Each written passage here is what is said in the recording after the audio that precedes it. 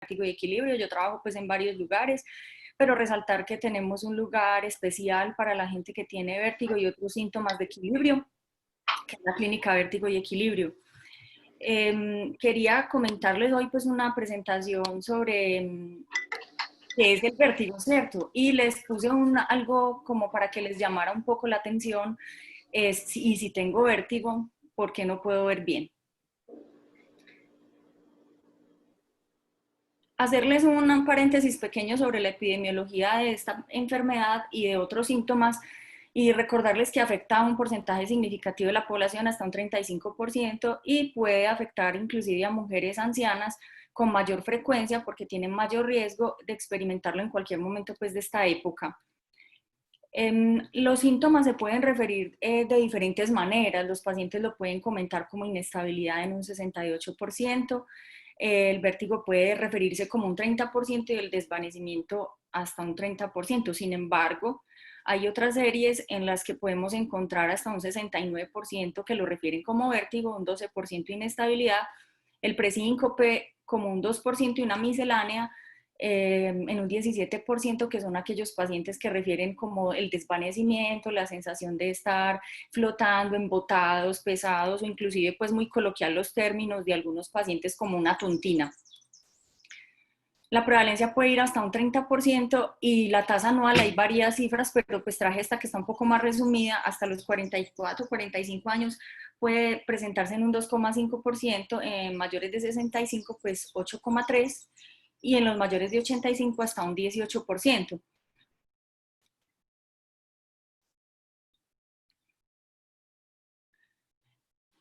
En esta diapositiva les quiero resaltar la importancia de qué es el equilibrio. El equilibrio es una función que es bastante importante para nuestra supervivencia y para el mantenimiento nuestro como especie, pero no es algo que solamente dependa de un órgano, como muchas veces decimos, bueno, está inestable, está mareado, tiene vértigo, entonces finalmente váyase para el otorrino porque ese es el que le va a solucionar el problema, no, sino que aquí se involucran un grupo de funciones, un grupo de órganos que representan funciones para él, como son el sistema vestibular, con los órganos que ellos involucran, los canales semicirculares, el utrículo y el sáculo, que se encuentran en el vestíbulo. El sistema propioceptivo, que es el que se encarga también de la posición erguida, y con los cordones de la médula espinal, y el sistema ocular, se los pongo resaltado porque pues de aquí viene como el título y por qué no veo bien. Finalmente el sistema ocular también para nosotros representa un espejo, algo que nos ayuda a través de los ojos de evaluar la función vestibular, y ahora les voy a explicar por qué. Y por último, el sistema nervioso central con el cerebro, la corteza y el cerebelo. Recordar que todo esto funciona como un conjunto, todos ellos se articulan entre sí a través de diferentes vías que ahora les voy a mencionar, y que en realidad representan para nosotros el conjunto para hacer un buen equilibrio. Les voy a repasar un poco sobre fisiología vestibular, pero no con miras a la parte nuestra tan específica, sino para que ustedes sepan ciertos aspectos importantes que son de tener en cuenta y que pueden ayudarnos en el momento de evaluar un paciente. Entonces, pues fisiológicamente tenemos un órgano del equilibrio que es los canales semicirculares. Como vemos, está el canal semicircular superior, el canal semicircular horizontal y posterior, que están ubicados en los tres planos del espacio. Y adicionalmente a eso, pues el utrículo y el sáculo, que se encuentran en esta zona de acá, que es el vestíbulo. Todos ellos están conectados a través pues, de un conducto que comunica con el caracol. Y recordemos que ese octavo par craneal pues, está formado por una porción vestibular, que es la que le va a dar inervación a los canales semicirculares, al utrículo y al sáculo. Y adicionalmente a eso, pues el octavo está hecho por el nervio coclear, que finalmente forman uno solo y son las que van a llevar las aferencias a los núcleos cocleares y vestibulares del tallo.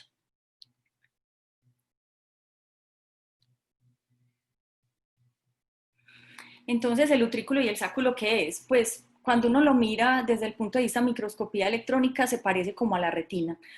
¿Por qué? Porque tiene un montón de células de sostén, unas células que son un neuroepitelio, que son las células ciliadas, tipo 1 y tipo 2, y ellas son las que se encargan realmente de censar los estímulos y transmitirlos a través de, digamos, los nervios y las aferencias hacia los núcleos vestibulares. Pero ¿cómo se estimulan esas células pilosas? Ellas están conectadas con una membrana otolítica que es como perforada, ahuecada, como imagínense un colador, y a través de esos huequecitos salen los pelos, los cilios, y ellos son los que se encargan de estar en contacto con los otolitos que están inmersos en una matriz de proteoglicanos. Ellos allí están, son cristales de carbonato de calcio, y con los movimientos de la endolinfa son los que hacen que se produzca el movimiento. Cuando eso se transmite a las células ciliadas, finalmente producen estímulos que van a hacer apertura de canales y liberación de neurotransmisores. El principal es el glutamato, y van a transmitirse pues todos los estímulos eléctricos a través de las aferencias a los núcleos vestibulares. Para que tengan una idea de cómo son, ellos, pues el utrículo y el sáculo son dos estructuras que tienen estas formas. El utrículo está en la parte inferior izquierda y el sáculo es la parte inferior derecha. Y se localizan en esa posición, son superior en el vestíbulo e inferior, y se encargan, digamos, de los movimientos de detección de horizontales y verticales. El utrículo son los horizontales y el sáculo son los verticales. Los canales semicirculares entonces son estructuras que, como su nombre lo dice, son en forma de arco. Ellos se encuentran localizados, unidos al vestíbulo, como vemos en esta imagen de acá superior izquierda, y vemos que ellos tienen unas dilataciones al final de cada uno de ellos. Ahí es donde encontramos en realidad los órganos sensoriales, que son las crestas ampulares, y en la base, como vemos acá, vamos a encontrar unas células ciliadas tipo 1, tipo 2, que son también, pues tienen cilios, como su nombre lo dice, y van a censar el movimiento, que con el movimiento de la endolinfa van a producir la despolarización o la inhibición, y finalmente pues el estímulo que va a censar el cerebro como que se está moviendo. Los canales semicirculares detectan movimientos angulares y son diferentes a los del utrículo y el sáculo, como les había mencionado, la parte pues, del movimiento horizontal y vertical. Esta es una imagen que me pareció muy interesante de los canales, digamos, en una resonancia, y vemos cómo son en realidad. Miren que aquí está el vestíbulo, y en la parte pues, donde le estoy señalando con la flecha, el canal semicircular superior, el horizontal y el posterior en distintos ejes del espacio.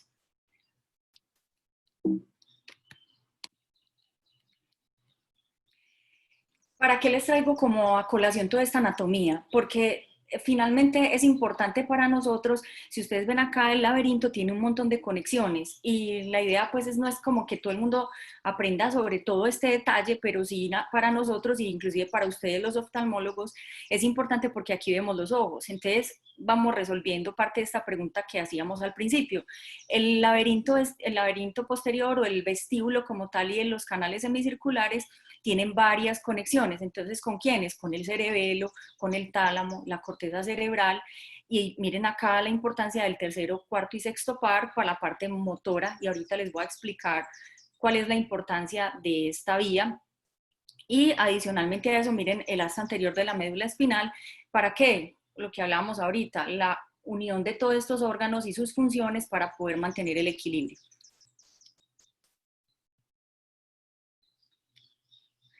Entonces, de aquí, de esta diapositiva anterior, podemos concluir 3 vías reflejas muy importantes.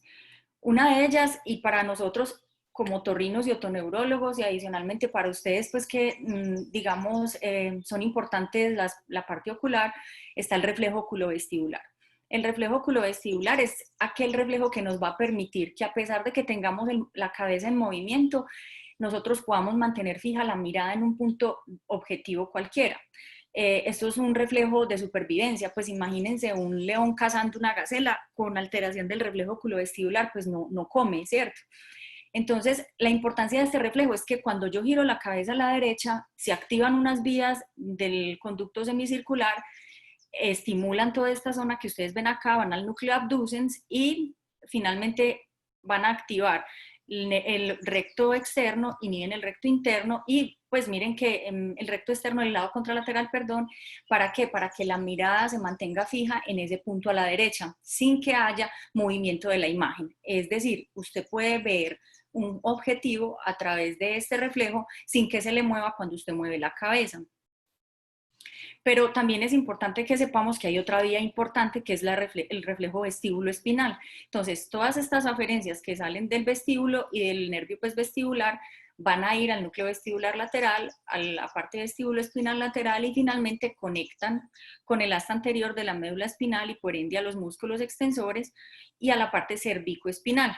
Entonces, miren la importancia de este reflejo también que nos va a permitir pues como la posición. Adicionalmente a eso, entonces tenemos el reflejo vestíbulo-cólico, que es el que nos permite también mantener la cabeza erguida. ¿A través de quiénes? Pues del utrículo y el sáculo, y ellos van a enviar unas, digamos, aferencias hacia los ojos y hacia los músculos del cuello, y nos van a permitir entonces mantener la cabeza erguida. Aquí hay unos exámenes que ahora les voy a comentar, que son los que nosotros utilizamos para poder evaluar este funcionamiento de este reflejo. Entonces, les cuento a grandes rasgos, sin entrar mucho en detalle tampoco en esto, pero quiero que conozcan que existe una clasificación de vértigo. Y el vértigo, pues, es un síntoma y finalmente no es un diagnóstico como tal. O sea, no, pues un vértigo periférico es como que usted le diga, tengo cefalea. Entonces, el origen del vértigo, pues, hay que tratarlo de establecer. Entonces, han inventado varias clasificaciones o han utilizado varias clasificaciones. Me gusta mucho la de la Sociedad Española de Otorrinos, pero esta está basada a su vez en la que propone la Sociedad de Varani, que es la Sociedad Mundial de Vértigo. Conozcan que existe una clasificación en la que evalúan el número de crisis, por así decirlo, crisis única de vértigo y crisis recurrente. Pero en las crisis únicas, tanto con las recurrentes, se evalúa la conexión con el caracol, si hay o no pérdida auditiva. Entonces, si tiene pérdida auditiva, pues miren que aquí hay varias cosas que nos pueden interesar, como la laberintitis o el Ramsay-Hunt, que también ustedes algunas veces han visto, ¿cierto? Y las crisis de vértigo sin pérdida auditiva, que es la famosa neuritis vestibular. Pero miren, si yo les voy mostrando a medida que vamos avanzando en los tipos de crisis, pues si hay muchas crisis de vértigo y estamos hablando de 2 o más, vamos a hablar de vértigo con hipoacusia. Entonces mire que aquí aparece la enfermedad de Meniere, porque esa tiene una triada característica y ahora la mencionaremos en Abuelo de Pájaro. También está la migraña vestibular y es importante porque nos involucra a muchos, al neurólogo, también a ustedes con los síntomas visuales y a nosotros por el vértigo de tipo migrañoso con crisis de vértigo. Las enfermedades inmunes son importantes porque compartimos algunas, por ejemplo, el Bocollana-Guiarada, la neurosífilis o la otosífilis y la fístula perilinfática. Sin embargo, cuando ustedes miran, también miren que vamos abriendo cada vez más el diagnóstico. El vértigo recurrente sin hipoacusia, pues aquí vamos a hablar del famoso vértigo posicional cuando son provocadas por la posición. Recuerdo nuevamente las fístulas, que también las podemos ver. Y las causas espontáneas, pues vuelve y aparece el famoso vértigo migrañoso, es decir, puede o no tener pérdida auditiva y crisis de vértigo recurrente. Aquí hay un interesante que es el vértigo paroxístico de la infancia, y son los niños que también se quejan de mucha dificultad para el enfoque visual y son niños que tienen migraña, es como el previo al inicio de la migraña. Y aquí les traigo a colación pues los accidentes cerebrovasculares, porque miren que también pueden producir vértigo, ¿cierto? Y por último, pues un vértigo indeterminado, que son aquellas causas que no podemos establecer después de haber estudiado todas estas, que finalmente pues nos van a llevar a un diagnóstico mucho más específico. En la historia clínica les quiero resaltar unas cosas muy importantes que para nosotros son de interés y creo que para ustedes también, y creo que en general nosotros debemos hacer una muy buena diferenciación de qué son estos 3 síntomas. Finalmente, el vértigo es un síntoma que se refiere como sensación de giro de objetos, sensación de rotación, o las personas lo refieren como si estuvieran montados en la lavadora, en una licuadora, y coloquialmente a veces le dicen a uno como estar completamente borracho, intoxicado, con síntomas vagales, y adicionalmente a eso pues te pueden referir como si estar en una rueda de Chicago o en una ruleta. Sin embargo, el mareo es diferente, o sea, no es lo mismo cuando el paciente dice mareo o vértigo, lo que pasa es que todo el mundo le dicen que tiene vértigo. El mareo es un síntoma diferente porque la sensación de movimiento es distinta en el sentido de que va a producir como oscilación, como embotamiento, como si estuviera flotando. las personas te lo refieren como la famosa tontina, la famosa sensación de estar como prendido, más no borracho, o la sensación de estar como caminando en una nube o en una espuma. La sensación de inestabilidad es diferente, porque es la sensación de que no puede caminar bien. Yo puedo tener un vértigo y luego quedar mareado e inestable un montón de tiempo, pero podemos tener los tres síntomas, claro que sí. O sea, primero el vértigo y luego aparecen los otros, pero no, no mezclemos todos ellos como si fueran lo mismo, son totalmente diferentes y hay que tratarlos de establecer en la historia. ¿Por qué preguntamos por hipoacusia? Porque pues obviamente está relacionado con lo que hablábamos ahora de las crisis de vértigo únicas o recurrentes con y sin hipoacusia y van a determinar ciertos tipos de patologías. Los acúfenos porque es importante con la enfermedad de Meniere, pero también con otras enfermedades como el neurinoma del acústico y otras patologías que pues finalmente este síntoma es muy común y más de lo que creemos. Cuando uno pregunta por pitos en el oído, mucha gente lo tiene, pero es importante definir también de dónde viene. La plenitud aural porque es un criterio también de la enfermedad de Meniere.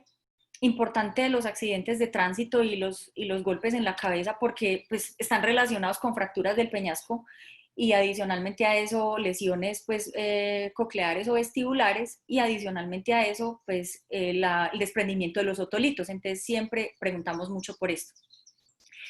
En cuanto a las intervenciones odontológicas, yo pregunto mucho es porque hay intervenciones muy fuertes de reemplazos de piezas o extracciones muy, digamos, difíciles que también pueden producir salida de otolitos. Y medicamentos es importante, recuerden por favor, pues los ototóxicos como la gentamicina, la vancomicina, los antineoplásicos, los antimaláricos, entonces es importante porque todo esto genera alteraciones vestibulares y cocleares.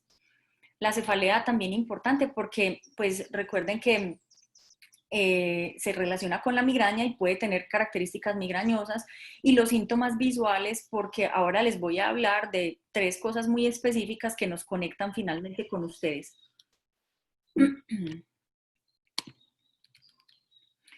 ¿Qué vemos en el examen físico? Y yo creo que pronto pues difiere mucho del de ustedes porque ustedes pues hacen unas cosas que una vez le cuesta entender por los ojos, ¿cierto?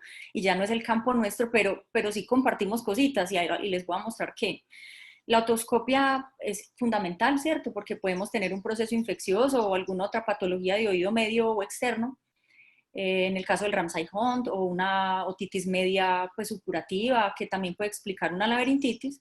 La acumetría, pues les recuerdo que este es uno de los tamizajes que hacemos en consulta para determinar si hay pérdida auditiva o no. El seguimiento ocular lento y rápido, y aquí es donde nos conectamos mucho con ustedes y a partir de este momento les cuento que aunque ustedes no crean, nosotros todo el tiempo en el examen otoneurológico nos dedicamos a ver los ojos de los pacientes porque son los que realmente nos van a revelar cómo es en realidad la función del nervio del equilibrio. ¿Cómo? Con el seguimiento ocular lento y rápido, pues estamos evaluando el tercero, cuarto y sexto par. ¿Cómo lo hacemos? Pues con seguimientos lentos del índice y luego la aparición brusca o espontánea de los dedos pulgares, pues al lado y lado, ¿cierto? En el plano horizontal y en el plano vertical. El nistagmus espontáneo porque, pues obvio, si un paciente está en este momento con un vértigo agudo, y ahora les cuento en resumido, pues, de qué se trata, este nistagmus espontáneo nosotros lo evaluamos con las gafas de Frenzel y podemos ver y determinar si en realidad tiene movimiento espontáneo de los ojos o no. Recuerden que hay uno fisiológico que se presenta en extremo de la mirada y ese no cuenta, ese es normal y no se puede considerar nistagmus espontáneo. Los pares craneales, pues obvio, siempre los evaluamos, excepto, pues digamos que yo no me dedico a hacer la evaluación del primer y el segundo par. Son pues cosas muy puntuales a partir del tercero en adelante, pero obviamente la agudeza visual pues cobra importancia para ciertas enfermedades y ahí es donde también ustedes entran a jugar un papel importante para nosotros. La marcha está dirigida también a evaluar, y aquí miren que vamos cogiendo lo que hablamos en la anterior diapositiva cuando les mostré todas esas vías de integración. Todo está dirigido a evaluar las tres aferencias más importantes del reflejo oculovestibular, el vestíbulo espinal y el vestíbulo cólico. Entonces la marcha, pues estamos hablando también mucho del sistema propioceptivo. Adicionalmente está el Romberg, el Unterberger y el Varani. que son pruebas específicas. El Romber lo conocemos todos, que lo hacen mucho los neurólogos para evaluar cerebelo. El Unterberger es poniendo un paciente enfrente nuestro a marchar sin desplazarse de ese lugar y pues si se lateraliza a algún lado, pues marcará el lado enfermo, en la gran mayoría de los casos. Y el Barani, usted pone al paciente enfrente suyo, no es dinámico, pone al paciente mirando frente a usted con los dedos índices extendidos y si el paciente se lateraliza es positivo. La dismetría y disdiadococinesia, importante porque pues estamos evaluando cerebelo. Y por último, pues el famoso Hall-Pike y McClure, que son las pruebas de provocación otolítica. Estas pruebas las hacemos con el fin de detectar si hay vértigo posicional con sus respectivas maniobras pues, de reposicionamiento. Ahora se las menciono, sin pues, que tengan que aprendérselo, pues, que es complejo, ¿cierto? El diagnóstico, les quiero resaltar varias cosas. Digamos que el diagnóstico es clínico y vuelvo y hago énfasis en que la historia clínica es lo más importante para nosotros. Si nosotros hemos interrogado a un paciente y llegamos al final del interrogatorio y el examen físico y aún no tenemos claro qué tiene el paciente, el interrogatorio ha sido, pues, lo debemos volver a reevaluar porque puede que nos haya hecho falta algún dato puntual que nos pueda orientar mejor. Obviamente hay casos complejos y en la consulta resultan cosas a veces un poco más difíciles que necesitan más estudios, pero digamos que la orientación a lo que vamos buscando se va presentando desde este interrogatorio. Las ayudas diagnósticas, los audiológicos ya saben por qué, porque existe un vértigo que tiene pérdida o no auditiva. El electrodiagnóstico, ahorita hablábamos de los reflejos pues vestibulocólicos, ¿cierto? Ese reflejo, digamos, se evalúa con los potenciales vestibulares miogénicos evocados, que son los famosos BEMS, y los oculares y los cervicales para evaluar pues estas aferencias. La videonistagmografía, y ahora les cuento la importancia, el video HIT, que es lo más nuevo que tenemos en la ciudad, laboratorio pues en aquellas enfermedades que sospechemos inmunológicas, y resonancia versus tomografía, dependiendo de lo que estemos buscando, aplicamos una u otra imagen. La videonistagmografía, les cuento pues que es un examen muy útil también para ustedes, o sea, no solamente es para el otorrino que va a evaluar la función vestibular, pero miren que tiene varios componentes. Esa prueba evalúa los movimientos oculares lentos y rápidos, por lo tanto estamos evaluando músculos pues, oculares. Tercero, cuarto y sexto par, tanto en el plano vertical como en el horizontal se pueden hacer evaluaciones. También tenemos entonces el reflejo optoquinético y adicionalmente a eso el nistagmus espontáneo. Estas pruebas nos van a permitir como pues evaluación de la musculatura ocular, pero también tenemos una prueba que es la prueba calórica, que es la que nosotros también nos interesa evaluar porque evalúa el nervio vestibular superior, o sea, solamente evalúa el nervio vestibular superior y por ende pues esta prueba, digamos que se complementa con los potenciales vestibulares miogénicos, los cervicales que evalúan el nervio inferior y los oculares pues vuelven y repasan el nervio vestibular superior. La videonistagmografía aporta muchos datos, inclusive para los neurooftalmólogos, para los oftalmólogos neurólogos y para nosotros obviamente por todo lo que arroja en información. Esta prueba es complicada, es difícil de hacer, es porque digamos, necesita un buen entrenamiento y debe ser hecha por personal muy cualificado para que los resultados sean bastante confiables y la interpretación se haga de la mejor manera. Porque si hay una mala técnica en la aplicación del agua, por ejemplo, con la prueba calórica, agua fría y agua caliente, pues los resultados van a ser muy pobres. Y lo mismo los seguimientos oculares y pues todos los detalles de la prueba que se realiza con cada una. El video hit, pues este famoso examen, digamos que es lo más nuevo que ha llegado a nuestra ciudad, llevará más o menos unos 6 años o 5 en nuestra ciudad. ¿Y en qué consiste? Esto evalúa el famoso reflejo oculovestibular.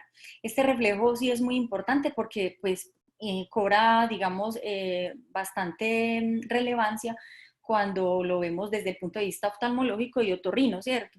Acuérdense que les dije que son las aferencias que van desde el vestíbulo hasta los ojos, y va a evaluar el movimiento de la cabeza a la derecha y a la izquierda y en el plano vertical y superior e inferior para evaluar los 3 canales, superior, horizontal y posterior, es decir, estamos evaluando completamente el nervio vestibular, superior e inferior. Entonces, ¿qué nos muestra? Si ustedes ven en esta gráfica, pues el azul es el movimiento de la cabeza a la izquierda y lo verde es el ojo. La velocidad del ojo y de la cabeza deben ser iguales, entonces se saca como un cociente. Esa velocidad debe ser aproximadamente alrededor de 1.8 a 1 para los canales horizontales y 0.7 más o menos 0.8 para los canales posterior y superior. Entonces, como vemos acá, esto es una prueba de un paciente real que acá estamos viendo pues la velocidad de la cabeza, la miden en grados por segundo, que son estos de acá para que no se enreden mucho, y las ganancias son las que están acá, es decir, la diferencia de los movimientos oculares con el de la cabeza. Entonces, ¿qué grafica este aparato? Grafica el reflejo oculovestibular representado en movimientos y velocidades de los estímulos, y miren que acá se ven unas rayas verdes y rojas que son las famosas sacadas correctoras. Entonces, cuando un reflejo oculovestibular falla, lo que vamos a ver son sacadas correctoras, y ahí entonces el paciente le refiere a ustedes, por ejemplo, yo no veo bien, yo tengo limitación para el enfoque visual, o me cuesta leer, me canso al leer, cuando estoy corriendo, cuando estoy haciendo ejercicio, cuando hago alguna cosa, me molesta este tipo de estímulos. Entonces, miren que acá entonces grafica en rojo porque esas ganancias están alteradas y nos detecta estos movimientos anormales del reflejo que finalmente hacen el diagnóstico de la patología vestibular.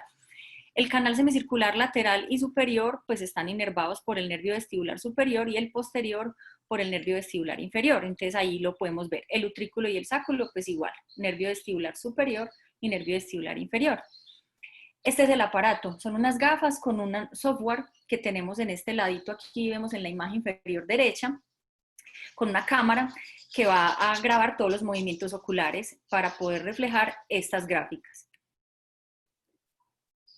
La posturografía se las traigo porque está en proceso, digamos, de desarrollarse más en la ciudad, aunque ya tenemos aparatos acá y estamos en la clínica pues tratando de hacer como los convenios necesarios para poderlo traer. Es un aparato que nos va a ayudar mucho, sobre todo en la rehabilitación vestibular, pero también hace un buen diagnóstico en el caso de los pacientes de patología vestibular crónica o aguda. ¿Por qué? Porque va a evaluar digamos, las tres cosas más importantes que nosotros necesitamos en el equilibrio, que es la parte visual, la parte vestibular y la parte propioceptiva. El sistema nervioso no lo incluyo porque pues obviamente aquí son las aferencias más importantes que vamos a buscar para rehabilitar en este caso puntualmente. Y digamos que la posturografía nos va a permitir a través de varios gráficos determinar qué sistema está más afectado o si son los tres para poder dirigir la rehabilitación. Se las traigo a colaciones para que conozcan pues que existen. Voy a hablar de tres patologías muy frecuentes, pero en corta, digamos muy poco para que no nos enredemos, y ya luego les hablo de tres otras patologías que nos involucran a las ambas especialidades. El vértigo posicional, como ahorita hablábamos, pues es una patología mecánica, no tiene una inflamación del nervio, no tienen absolutamente ninguna lesión como tal, sino que, ¿qué pasa? Que los cristales del oído interno se sueltan. Ya les había comentado que ellos están localizados en el utrículo principalmente, y esos cristales, por algún golpe, algún accidente, intervención odontológica, problemas vasculares, la migraña, el Meniere o causas desconocidas, va a producir liberación de esos cristales y finalmente se meten en los canales semicirculares. Esos cristales son así, esa es microscopía electrónica para que los conozcan y que existen y son de distintos tamaños. Y esos cristalitos, ¿qué va a pasar? Que esta es la cresta ampular, entonces de microscopía electrónica se va a meter en donde están esas crestas. Al producir el estímulo mecánico se meten en los canales semicirculares. Cada vez que usted mueve la cabeza, los cristales se mueven y van a producir vértigo, solo con la posición. Usted se queda quieto y el vértigo desaparece. Esa es la característica de este vértigo. Es algo mecánico, y les recalco porque todo el mundo manda betaistina para este vértigo y no es necesaria, pues lo estamos maltratando de alguna manera, no está siendo bien hecho el manejo. ¿Por qué? Porque finalmente se reduce a las maniobras de reposición otolítica. ¿Cuáles existen? Pues las más conocidas por todos, el Hall-Pike, que es para el canal semicircular posterior, es estimulante, la maniobra provocadora con su maniobra respectiva de reposición, que es el Epley. Cuando usted tiene una alteración del canal semicircular horizontal, entonces obviamente la maniobra es diferente, va a ser la maniobra de McClure, y finalmente la reposición va a hacerse con barbacoa. Existen infinidad de maniobras. Usted lee la bibliografía y hay de todos los nombres que usted quiera. Las han modificado, las han reinventado. Son muchas maniobras mecánicas, pero pues finalmente les cuento las que más utilizamos para que conozcan que esta patología es muy frecuente. Les traigo a colación porque en estos pacientes se quejan mucho también de molestias visuales cuando se acuestan. Entonces se acuestan en la cama y empiezan a ver todo dar vueltas y no pueden ver la televisión, no se pueden dormir. Cuando se giran en la cama, pues están incómodos desde el punto de vista visual. El déficit vestibular agudo se los quise traer porque esto es como que usted le diga tengo vómito, pues miles de causas, pero digamos que el déficit vestibular agudo agrupa muchas causas. Son pacientes que tienen crisis de vértigo aguda, síntomas vagales y van a presentarse como origen neuritis vestibular, los accidentes cerebrovasculares, las crisis de Meniere, la migraña, y otras causas como ahorita conversábamos, pues de que pueden debutar de una manera u otra con una crisis de vértigo. Entonces, crisis de vértigo no es una neuritis vestibular, son muchas otras causas que debemos tener en cuenta y que también produce no solo los síntomas vertiginosos, sino también síntomas visuales que no pueden abrir los ojos, que se tienen que quedar quietos, deben estar con la luz apagada, hablando por ejemplo de la migraña y los síntomas de aura. Entonces tengamos en cuenta que esto sí genera mucha molestia y mucha sintomatología, no solo periférica vestibular, sino también visual. La neuritis vestibular, como su nombre lo dice, pues es una inflamación del nervio. ¿Y quién es el culpable? El virus herpes simple, pues el más frecuente. Digamos que no, el tratamiento de esta patología es específica, o sea, como el déficit vestibular agudo, se les va a poner tratamiento antiemético, unos líquidos endovenosos y un sedante vestibular. Ese es como el objetivo final, abortar la crisis de vértigo. ¿Para qué? Para ya luego establecer cuál es el origen del vértigo, cuál es, si una neuritis, si fue una crisis de Meniere, si fue cualquier migraña vestibular, ¿cierto? La enfermedad de Meniere, ya nos salimos un poquito de los canales semicirculares, pero digamos que el origen inicial de esta enfermedad es la cóclea. ¿Dónde se produce el líquido endolinfático? En la estría vascular, que son estas celulitas de acá, estas de acá que les estoy señalando. ¿Dónde está el 2? Esas células son las encargadas de la producción de la endolinfa, pero esa patología es compleja. ¿Por qué? Porque dicen que hay una alteración en la producción de la endolinfa y también en su reabsorción. Cuando vemos de dónde se produce el líquido endolinfático y dónde se absorbe, vemos que son muchos lugares, no solamente es el famoso saco endolinfático, ni tampoco es la estría vascular, sino que hay muchas células en todo el sistema, incluyendo los canales semicirculares, donde se produce. Entonces, finalmente el origen de la enfermedad se conoce muy bien, pero digamos que le falta todavía para enfocar el tratamiento. Entonces, la enfermedad de Meniere da una crisis de vértigo aguda, pero son muy recurrentes con pérdida auditiva y pitos en el oído, pero lo más importante es que tengan en cuenta que pues, el tratamiento está dirigido a controlar las crisis de vértigo con betahistina, que es la famosa, pues la más famosa de todas. Su mecanismo de acción está un poquito interrogado, pero se utiliza. Los diuréticos se pueden utilizar basados en la fisiopatología de la enfermedad. También las infiltraciones, y les recuerdo que aquí nosotros metemos esteroides intratimpánicos y también gentamicina intratimpánica, esto con miras a controlar las crisis de vértigo y anular la función vestibular. Algunas ocasiones, en un 30%, se puede sacrificar la función auditiva. Empezando, pues digamos que el origen es el caracol, pero afecta todo el sistema porque la presión endolinfática aumenta tanto en los canales como en el caracol. Por eso produce pérdida auditiva, plenitud aural y las crisis de vértigo por alteraciones de las composiciones de los líquidos cocleares que producen, digamos, una mezcla, al parecer es de la endolinfa con la perilinfa y produce una descarga masiva que generalmente produce el vértigo. En la migraña vestibular, pues les hago un recorderis aquí pronto, son 5 crisis de vértigo asociadas a cefalea de características migrañosas, una alteración vascular, que es el origen, digamos, de la enfermedad, como lo hemos visto siempre, puede producir pitos en el oído, puede producir o no pérdida auditiva, ahorita lo vimos.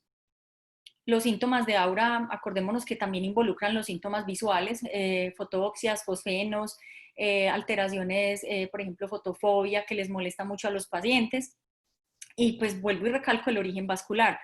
El tratamiento de esta enfermedad es del dolor de cabeza. Finalmente, ¿qué utilizan los neurólogos? Antidepresivos, los moduladores cerebrales, pues, de los GABA, todos estos que ellos utilizan para mejorar los dolores de cabeza y que finalmente terminan mejorando las crisis de vértigo.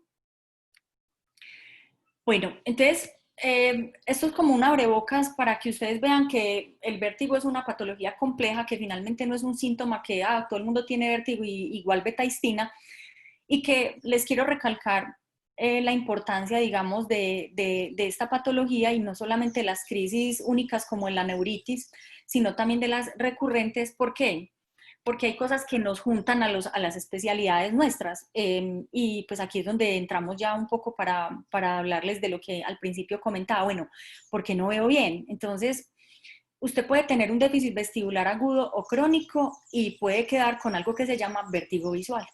Entonces, ¿qué es esto? Son aquellas personas que refieren sensación de movimiento o un disconfort visual y el estímulo es netamente visual. Es decir, una persona que está en una multitud, y por eso les traigo esta diapositiva, o aquellas personas que en las discotecas pues se quieren es vomitar. Y por último, aquellas personas que cuando se van para el cine están viendo una película de persecución, como lo vemos acá, pues finalmente van a producirse síntomas vestibulares. Y digamos que el origen es desconocido, no se sabe por qué las personas son tan hipersensibles a esos estímulos visuales, pero sí se puede saber que pronto pueden estar relacionadas con, con los déficits vestibulares y la alteración del reflejo óculo vestibular. Por eso entonces vuelvo y les hago énfasis en la importancia de ustedes aquí, ¿cierto? Esta patología, pues el manejo cuando se detecta y cuando uno evalúa a los pacientes, entonces es indagar muy bien los síntomas que presenta y adicionalmente a eso la rehabilitación. Lo hacen mucho los rehabilitadores vestibulares. ¿Qué les hacen? Digamos, los mandan a deshabituación, que son exposición, por ejemplo, a los supermercados, a lugares donde haya personas de forma progresiva para que ellos no tengan tanto estímulo y no se mareen tanto. Adicionalmente a eso, los pacientes se les puede hacer un proceso de adaptación, por ejemplo, con estas pantallas de tercera dimensión o de esas pues, de realidad virtual, que son las que más utilizan y que se puede utilizar para, digamos, ayudarles a mejorar esta parte de estímulos visuales de forma progresiva y lenta, porque la verdad es que es incómodo para la gente cuando los exponemos a este tipo de estímulos que le generan síntomas vestibulares. La osilopsia, muy importante porque, pues, son aquellos pacientes, y les voy a mostrar aquí un pequeño video, espero que me salga lo que quería mostrarles. Este es una sensación muy particular, miren esto, los pacientes tienen sensación de movimiento cada vez que caminan, simplemente con la posición. Pero no estamos viendo el video, qué pena. Sí, es osilopsia, es así, esa es osilopsia. ¿No se está viendo? No se está viendo el video. No lo puedo creer. A ver si lo puedo compartir. Comparte por el chat y así lo podemos de pronto ver ahorita si quieres. Ah, bueno, listo. Pero aquí no se está viendo. Ahorita se los muestro entonces. Listo, bueno, gracias. entonces, espérense, yo vuelvo para atrás aquí a la presentación. Bueno, entonces ahorita les muestro al final que es una osilopsia. Espérense un momentito, yo quito acá que me salió una cosa de... Yo quito esto. Wow, estamos creando. Bueno, entonces, digamos que la osilopsia es la sensación ilusoria de movimiento que el paciente refiere cuando, no solamente cuando está caminando, pues ahorita les voy a explicar por qué. La sensación de osilopsia es un movimiento que el paciente refiere cuando camina, cuando hace movimientos de la cabeza o se desencadena solo con un movimiento completo del cuerpo o en reposo. Pero siempre el estímulo es diferente al anterior. El estímulo ya no es visual, sino que es un estímulo ya propio del paciente, o sea, proviene de la alteración del reflejo oculovestibular. Entonces, les quise traer una clasificación muy pequeña que les voy a mencionar que se produce o durante los movimientos y miren varias causas. El reflejo oculovestibular está ausente y puede ser producido por ototoxicidad o posmeningitis, entre otras causas. También puede producirse desencadenado por los movimientos de la cabeza solamente, y ahí aquí hablamos del nistagmus posicional. Y adicionalmente a eso, pues producido por el reposo, inclusive hay pacientes con osilopsia en esta posición solamente quietos y pueden ser paroxísticos o continuos. Y miren la lista que hay, o sea, hay inducidos por el movimiento como el fenómeno de Tulio, que es de nuestra área, paroxismos vestibulares en el caso de la paroxismia vestibular, el flúter ocular, el microflúter, el nistagmus voluntario o la mioquimia. Perdón, y el continuo, que son los movimientos pendulares de upbeat y downbeat, los torsionales y el pseudonistagmus. Entonces miren que hay varias clasificaciones, pero digamos que este síntoma, porque esto realmente también es un síntoma, hay que indagarlo muy bien porque son aquellos pacientes que van a llegar a la consulta diciendo que no ven bien, que están desenfocados, que no son capaces de concentrar la mirada en un punto y es porque el reflejo oculovestibular está alterado. ¿Cómo lo pueden evaluar también ustedes? Y ahí pues es campo del oftalmólogo, cuando hacen una agudeza visual dinámica, que se paran detrás del paciente, le agitan un poco la cabeza a unos hercios y evalúan la tabla pues de agudeza visual, y si hay alteración de 2 o más líneas, se considera que el paciente puede tener osilopsia. El tratamiento de la osilopsia, ¿cuál es? Pues el manejo de cada origen, es decir, si yo tengo una alteración del reflejo oculovestibular, porque es un paciente que tuvo un déficit vestibular agudo crónico, pues entonces me dedico a evaluar la parte del equilibrio con una persona especializada en el tema, los rehabilitadores, y estas personas tienen el entrenamiento adecuado para poder rehabilitar tanto la parte visual con estímulos visuales, como ahorita hablábamos, con pantallas, inclusive con la rehabilitación de la UI, que se puede utilizar y se utiliza mucho en España, se hace mucho rehabilitación con la UI, y adicionalmente a eso, pues la parte vestibular y propioceptiva. Por último, pues quería hablarles corto del mareo postural perceptual persistente, que es otra causa también muy frecuente de consulta. Es el paciente que se queja y lleva mucho tiempo con un mareo que no se le quita. Pero si uno indaga en esa historia, y vuelvo y retomo la importancia de la historia, el mareo vértigo no rotatorio son por varios días o por meses y tienen fluctuaciones, o sea, el paciente no siempre está sintomático, pero sí tiene mucha molestia y muchos síntomas como de incapacidad. La exacerbación es con la posición o con un movimiento pasivo, también los estímulos visuales o patrones muy complejos, ¿cierto?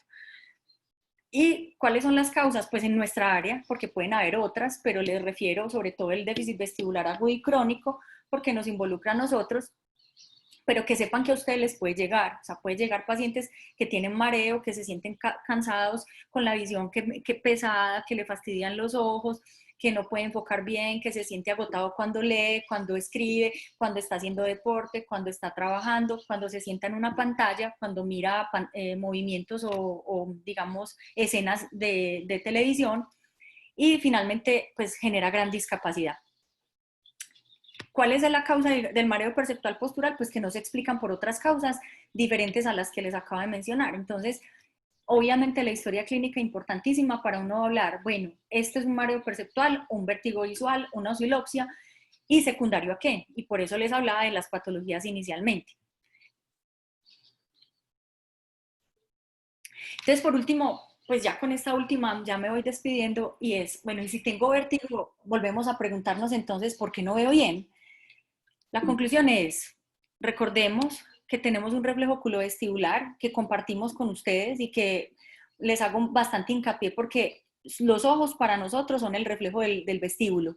Es decir, a través de ellos, podemos evaluar nuestro reflejo oculovestibular y muchas otras cosas de la parte vestibular.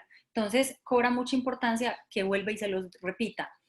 A partir de la patología vestibular aguda o crónica, llámese déficit agudo, llámese Meniere, llámese lo que sea de ellos que les acabo de mencionar, pues obviamente se derivan estas tres: vértigo visual, PPPD, que es el mareo perceptual postural persistente, y la osilopsia, y que finalmente nos atañen a todos para que sepan que esto es muy frecuente en la consulta, que se quejan de síntomas visuales y que en realidad pueden hacer parte de una patología vestibular, y les hago el llamado pues, para que tengan en cuenta estos pacientes y que cuando los tengan no se olviden de nosotros.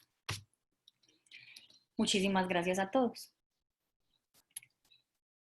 Verónica, excelente revisión de un tema que sí nos llega y frecuentemente tenemos, me incluyen en la lista, dificultades para manejar a estos pacientes. Obviamente uno de juicio si lo remite siempre a ustedes, pero no conocía que, obviamente es un área, cada uno se especializa en su área, es un área que es, en todo caso, un poquito olvidada por el tiempo de repaso. Y realmente no conocía que había tantas pruebas y que teníamos todo esto aquí al alcance. Qué bueno conocer de la buena labor que ustedes hacen. Muchas gracias, Vero. Muchas Una gracias a pregunta usted. que te Ay, tenía y le es, muestro contame. ¿les puedo mostrar la oscilopsia o qué, o cómo lo Dale, sí, sí, proyecto? sí, claro, por Pero favor. estoy Es que yo creo que como, era, como estás en presentación de PowerPoint, de pronto por eso no te dejaba ver la ¿y otra. cómo es que me meto acá? Porque estoy solamente viendo mostrar video. A ver, es que estoy acá, solamente veo las pantallitas de los que estamos como en la conferencia. A Aquí ver estamos si, viendo tu Tienes que dejar de pantalla. compartir y volver a compartir el video. aquí lo ve. Si yo le pongo aquí lo ve. Aquí estamos viendo la presentación en modo edición. Ah, ya, espere un momentico, aquí deja de compartir. A ver, yo me pongo acá y pongo compartir pantalla y les pongo al menos el El video, videito. interesante. Sí, para que lo vean, porque la verdad es que sí es muy interesante y ahí es donde uno se da cuenta en realidad que la gente sí, pues que es duro saber que está tan maluco y que finalmente por un síntoma que no se ve tan fácil, pues en realidad la gente sí se queja mucho de esto y es muy frecuente. A ver si lo logro compartir, voy para allá, compartir pantalla, voy a ponerles aquí YouTube. Listo. Ahí sí, Entonces miren esto. sí, Esto es una oscilopsia. Entonces la gente camina y se le mueve todo. Es como la cámara desenfocada todo el tiempo, como que usted camina y todo se le mueve para arriba y para abajo. Entonces, montando en el carro, caminando, haciendo cualquier actividad, corriendo es peor. Y la gente lo ve así tal cual. Entonces, se quejan es porque no son capaces de enfocar y realmente les pueden consultar a ustedes por esa sensación. increíble eso debe ser impresionante.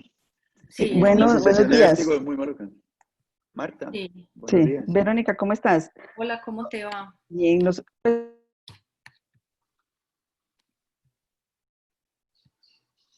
Ay, se le fue la onda. Marta, eh, Hola.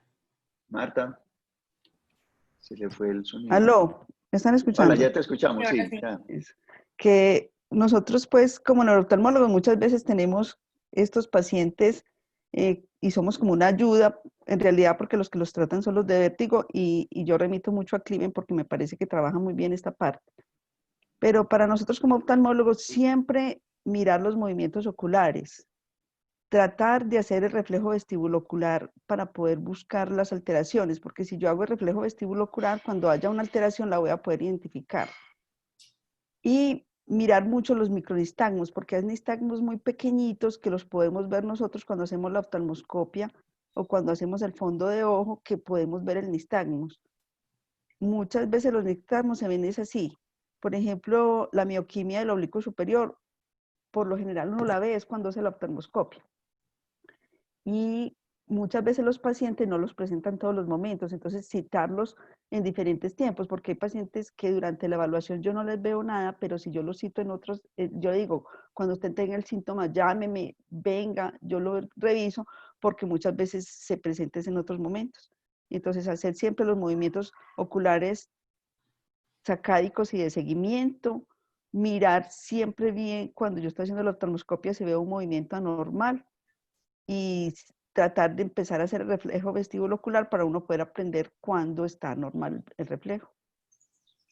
Y también resaltar mucho, pues como tú lo dices, es, pues ustedes con la oftalmoscopia, porque obviamente hacen un detalle mucho más específico, pero nosotros con las gafas de Frenzel también podemos ver esos pequeños nistagmos que a veces al ojo simple no se ven y hay que ampliarlo, o también con la videonistagmografía, que ahí es donde también se revelan muchas cosas porque el paciente está en oscuridad, sin estímulos visuales que favorecen, digamos, de alguna manera una mejor evaluación. Sí, y cuando lo pidamos le podemos decir pues qué es lo que queremos evaluar en la videonistamografía para poder que le ayuden a uno con la interpretación del examen, porque este examen si no está bien interpretado, no le ayuda a uno. Sí, total. Uh-huh. Excelente. Muchas Pero gracias, una Verónica, muy buena pregunta. la exposición. Me alegra mucho que les Doctora, haya gustado. Hasta una próxima entonces. gracias. Sí, Vero, claro. una Yo, pregunta con relación a la vancomicina y la ototoxicidad que estabas hablando. Pues sí, nosotros lo utilizamos bastante. sí. Obviamente la utilizamos tópica, que igual tiene algo de absorción y sistémica. Es dosis dependiente, tiempo dependiente. ¿Cómo es la ototoxicidad de la vancomicina? Digamos que los ototóxicos, pues gentamicina que volvió a resurgir después de un tiempo en el tratamiento de las neumonías y vancomicina, pueden tener dosis dependencia o pueden tener efecto en el tiempo cuando son dosis prolongadas por la acumulación, digamos, en las células ciliadas. Ellos tienen un mecanismo de acción que finalmente producen lisis celular. Entonces van a producir pérdida auditiva, pero se ha visto que no es en todos los pacientes, sino que hay una susceptibilidad genética. Entonces, por eso yo ahorita hablaba de las infiltraciones intratimpánicas en Meniere, por ejemplo, con gentamicina. Y usted ve que los pacientes no todos se quedan sordos. Usted escoge el que está más sordo o que tiene más pérdida auditiva, buscando que si pierde, pues no haya un impacto significativo en la Ujú. audición. Pero digamos que finalmente la búsqueda de la gentamicina, pues en nuestro caso es quitar la crisis de vértigo, pero en ustedes que la utilizan, ya sea sistémica, tópica, yo creo que no tiene mayor, pues no es demasiado la absorción, No, la absorción es pero, poquita. pero ya es más la sistémica y aquí y en el Pablo se utiliza mucho, en los hospitales grandes, pues no solo ellos, obviamente son medicamentos del día a día. Sí puede producir ototoxicidad, pero no es el común, o sea, no todos los pacientes hacen ni hipoacusia, ni pérdida auditiva, pero sí se ve muy frecuentemente pacientes mareados, porque produce alteración de la función vestibular como tal también. Entonces, eso es importante tenerlo en cuenta en el caso tal del antecedente, como que usted lo refiera. Bueno, el paciente recibió gentamicina y resulta que tiene mareo y tiene pérdida auditiva, pues muy probablemente sea debido a eso, porque el paciente no lo tenía. Entonces es importante tenerlo en cuenta, pero sí, ambas, dosis dependiente y adicionalmente a eso el tiempo en el que se administran, pues no es lo mismo 2 días a 20 días, un mes.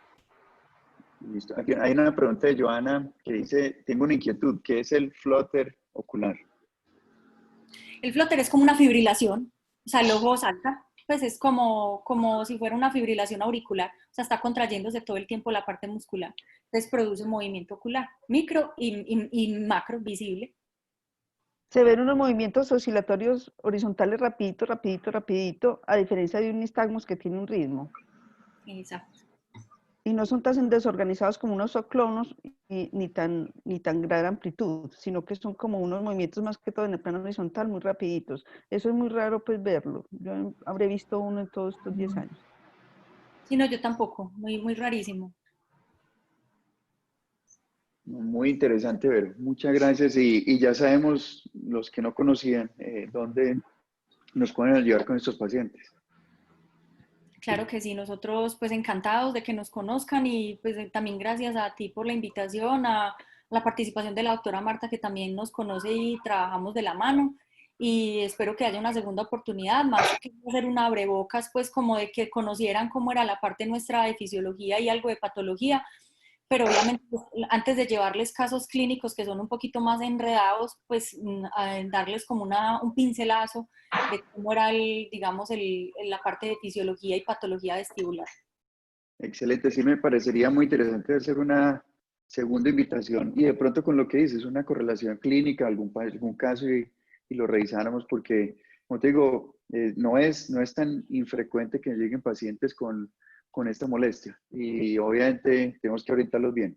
Y como decía Marta, y lo hemos insistido muchas veces, en los exámenes tenemos que solicitar qué es lo que queremos buscar. Y más si hay un examen que es operador dependiente, hay que ayudar para que sea, digamos que sacarle el mejor provecho a estos exámenes. Y nos equivocamos muy frecuentemente solo solicitando el examen sin dar información a quien lo está realizando. Claro que sí. Bueno, Vero, muchas gracias. Vamos a seguir en Muchísimas un momento gracias. con los representantes de la industria. Les insisto que es un espacio que les estamos abriendo por la situación y la recomendación que hace la ciudad de Medellín, en la que nos pueden acompañar. Son compañeros nuestros y es bueno que pues, démosle esa oportunidad. Les iba a pedir el favor que iniciáramos el video porque se hace un poquito más amable. Claudia Vanegas, la maldad número 1, se encarga de hacer como el ingreso aquí de todos. Claudia, no sé cómo lo